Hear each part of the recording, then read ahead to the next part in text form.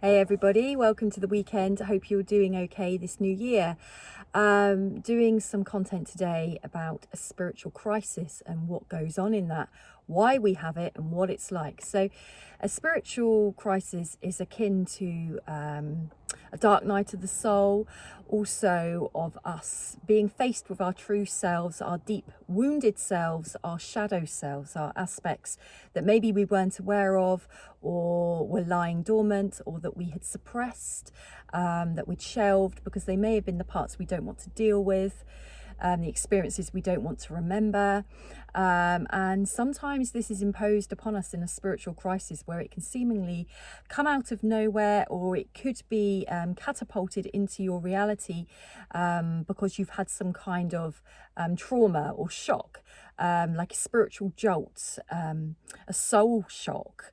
So that could be because an event has happened, or because it's almost fated that you're reaching a particular point on the timeline that you're on in your life, that it's time to awaken these parts that may have been dormant or trapped or suppressed or avoided. Or it could be that your soul is ready to mature and have a soul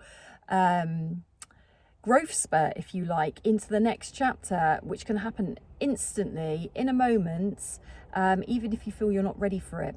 If it's happening, it's because it's due to be happening, maybe even overdue, maybe you've even managed to avoid it. So when we're in a spiritual crisis, how do we know this is happening? How do we know we're not just depressed or having a bad few months? Well, I think a spiritual crisis is so deep, it can be almost inexplicable when you compare it to the reality that you're living. So this overwhelming, heavy feeling, pain, grief right in your chest, in your solar plexus, going so deep into the gut of your soul, and it might take some unpicking to understand what's going on, but there's much blessing to be had in a spiritual crisis. It's not in vain. What it does is give you an opportunity to discover these parts of yourself that need TLC, that need care. It might help you to understand a very important behavior you might have learned to have had that is no longer serving you. It might help you to access answers to experiences you've had in your life, or repeated patterns that you've had in your life and you don't understand why you've had them. It also helps us to let go of grief. It helps us to let go of unforgiveness. It helps us to let go of things that are holding us back, being our best version of ourselves, truly connecting with our souls, living our blueprint, our soul purpose. A spiritual crisis, aka dark night of the soul, can go on for years, it can go on for weeks, it can go on for months, and everybody will have one at some point in their life, typically known as a midlife crisis in my mind. And you will get more adept at how to handle them as you go on, and it will touch the deepest of pain. But as above, so below. The deeper the pain you touch down here, the higher you can go spiritually, the more you can clear your subconscious wounding, and the clearer you can be in your life. The gift of clarity, discernment, better judgment, knowing who you really are, shedding who you're not. Dark night of the souls, shadow aspects, spiritual crisis. It's really a massive time of tenderness to yourself, compassion to yourself.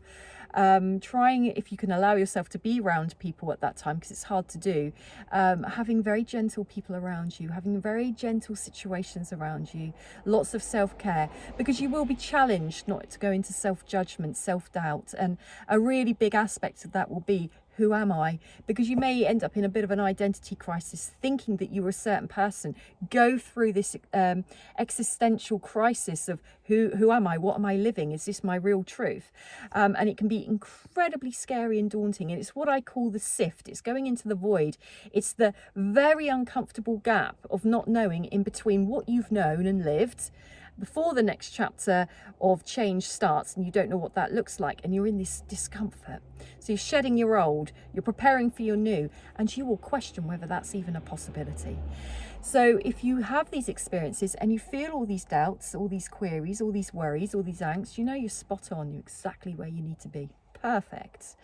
When you come out the other side, you'll be grateful for the experience. you will be far more than what you were before. You won't be able to go back to that original version. Doesn't mean that all of it's gone. Of course, lots of it will come, but you'll get a bit more fussy about which bit you want to come with you and which parts you think, oh, I didn't realise that actually isn't working for me.